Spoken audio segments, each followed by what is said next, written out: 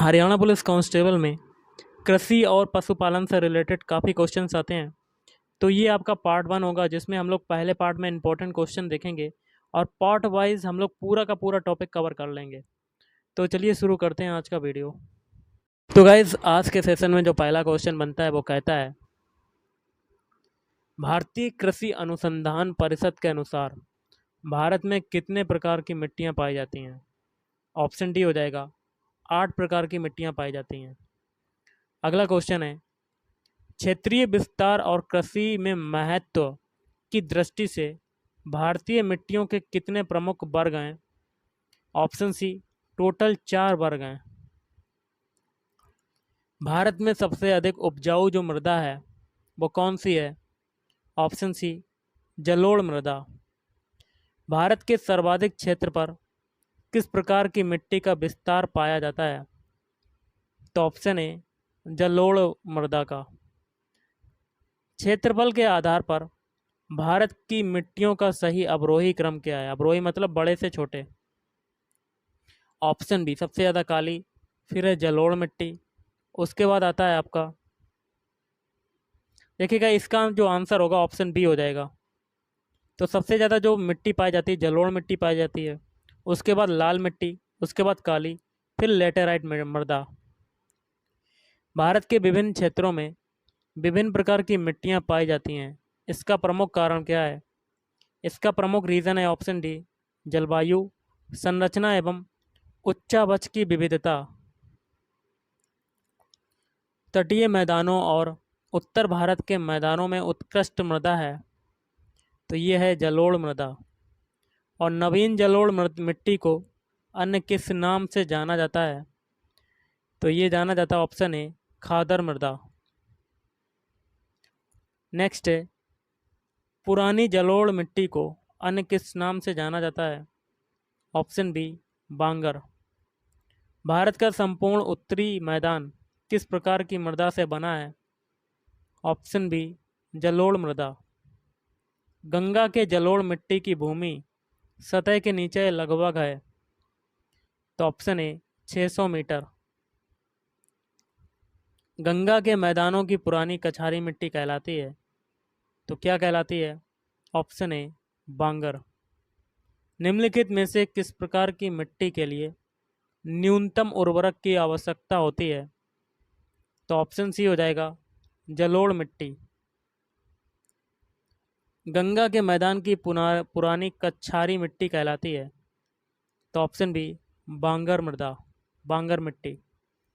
भारत के समस्त स्थल भाग का कितना प्रतिशत जलोढ़ मिट्टी से ढका है? तो ऑप्शन बी, 24%। जलोढ़ मिट्टी में जब बालू के कणों और चीका की मात्रा लगभग बराबर होती है तो उसे क्या नाम दिया जाता है? तो उसको नाम दिया जाता है दोमट। भारत में पाई जाने वाली कौन सी मिट्टी क्रेस्टेशियस युग में दरारी उद्भेदन से निक्षेपित पदार्थों से बनी है?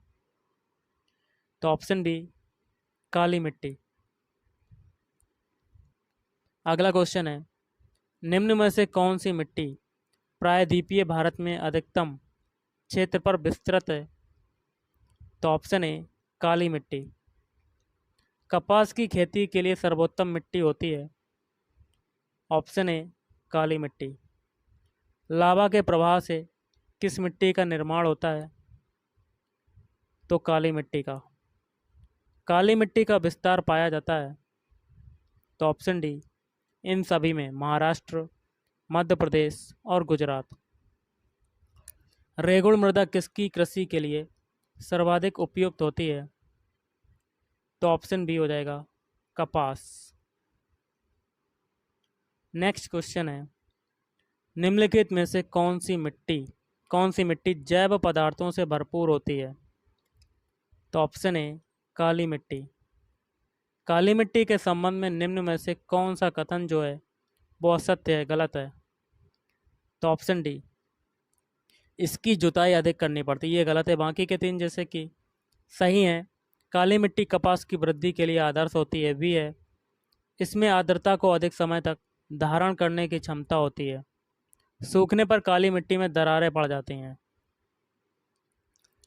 भारत की निम्नलिखित मृदाओं में से कौन सी बेसाल्ट लावा के अपक्षय के कारण निर्मित हुई हैं? तो ऑप्शन बी रेगुड़ मृदा। किस मिट्टी में कृषि के लिए सिंचाई की आवश्यकता नहीं होती है? तो गाइस ऑप्शन इसका हो जाएगा वी, काली मिट्टी। भारत में काली कपासी मिट्टी को किस स्थानीय नाम से जाना जाता है? तो ये जाना जाता है ऑप्शन डी, रेगुड़। निम्नलिखित में से किस मिट्टी के बारे में यह कहा जा सकता है इसकी जुताई स्वतः होती रहती है? तो काली मिट्टी। भारत में लाल मिट्टी का सर्वाधिक विस्तार पाया जाता है? तो ऑप्शन सी, आंध्र प्रदेश एवं तमिलनाडु में। प्रायद्वीपीय भारत में क्षेत्रीय मृदा के निम्न प्रकारों में से कौन सा है? तो लाल और पीली मृदा। तमिलनाडु के 2/3 क्षेत्र पर किस मिट्टी का विस्तार पाया जाता है? तो ऑप्शन ए, लाल मिट्टी। लाल मिट्टी के संबंध में कौन सा कथन असत्य है? तो ऑप्शन डी। बाकी के 3 जो हैं वो सही हैं। तो क्या हैं आपके देख लेते हैं। लौह ऑक्साइड की उपस्थिति के कारण इसका रंग जो है लाल होता है। ये शुष्क और आर्द्र क्षेत्रों में पाई जाती हैं।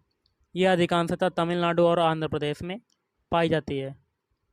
लेटेराइट मिट्टी महत्वपूर्ण रूप से पाई जाती है। तो ऑप्शन ए, मालाबार तटीय क्षेत्र में। किस मिट्टी में लोहे और एल्यूमिनियम की ग्रंथियां पाई जाती हैं? तो लेटेराइट मिट्टी। लेटेराइट मिट्टी का प्राधान्य है? तो ऑप्शन ए, मालाबार तटीय प्रदेश में। अगला क्वेश्चन है, भारत में निम्नलिखित में से कौन मृदा समूह लोहे का अतिरेक होने का कारण अनुबर होता जा रहा है? तो लेटेराइट। निम्नलिखित में से कौन सी मिट्टी सूख जाने पर ईंट की तरह कठोर एवं गीली होने पर दही की तरह लिपलिपी हो जाती है? तो ऑप्शन है लेटेराइट। अगला क्वेश्चन है, निम्नलिखित में से कौन सा कथन असत्य है? तो आपको गलत वाला बताना है। तो आपका गलत हो जाएगा ऑप्शन बी। बाकी के 3 जो हैं वो सही हैं। जिसमें पहला कहता है लेटेराइट मिट्टी सामान्यतः अधिक वर्षा वाले क्षेत्रों में पाई जाती है। और सी है, इस मिट्टी में मुख्यतः मोटे अनाज की खेती की जाती है। डी है, इस मिट्टी में चाय की भी कृषि की जाती है। निम्नलिखित में से कौन सा कथन असत्य है? गलत वाला बताना है। तो ऑप्शन है बाकी के 3 जैसे कि पहला बी है, सूख जाने पर यह मिट्टी ईंट की भांति कठोर हो जाती है। इस मिट्टी में लोहा एल्यूमिनियम की अधिकता होती है और इस मिट्टी की उर्वरा शक्ति कम होती है। भारतीय कृषि एवं अनुसंधान परिषद के अनुसार भारत की लगभग कितनी प्रतिशत भूमि मृदा अपरदन की समस्या से प्रभावित है? तो ऑप्शन डी हो जाएगा 60%। धान की खेती के लिए सर्वाधिक आदर्श मृदा जो है वो कौन सी है? ऑप्शन सी, जलोढ़ मृदा। निम्नलिखित में से किस राज्य में लेटेराइट मिट्टी पाई जाती है? तो केरल। मृदा अपरदन रोका जा सकता है तो वन रोपण के द्वारा। रेगुड़ मिट्टी का दूसरा नाम क्या है? तो रेगुड़ मिट्टी का दूसरा नाम है ऑप्शन बी, काली मिट्टी। रेगुड़ मिट्टी सबसे ज़्यादा है? तो ऑप्शन ए, महाराष्ट्र में। निच्छालन और ऑक्सीकरण द्वारा निर्मित मृदा कौन सी होती है? तो ऑप्शन सी, मखरला मिट्टी। निम्नांकित अपरदन के प्रकारों में से किसके कारण चंबल के खड्ड बने हैं? तो ऑप्शन डी, अवनालिका या गली के कारण। मृदा अपरदन के क्षेत्र के उपचार हैं कूट के माध्यम से बताना है। ऑप्शन बी, पहला दूसरा। पहला है समोच्च क्षेत्र की किनाराबंदी। दूसरा है भू उपयोग का विनियमन। किस प्रकार की मिट्टी में कार्बनिक पदार्थों की अधिकता होती है? तो ऑप्शन बी, काली। महाराष्ट्र में सर्वाधिक मात्रा में पाई जाने वाली उपलब्ध मृदा का प्रकार है? तो काली मिट्टी। निम्नलिखित राज्यों में से किसमें भारत की सबसे बड़ी अंतर्देशीय लवणीय आर्द्र भूमि है? तो ऑप्शन डी राजस्थान। और आज का लास्ट है, निम्नलिखित में से किसका संबंध सफ़ेद नमक से जो शुष्क मौसम के दौरान कुछ क्षेत्रों में भूमि को आच्छादित कर लेता है? तो ऊसर। तो गाइस आज के इस वीडियो में इतना ही। थैंक यू, धन्यवाद, आपका दिन शुभ रहे।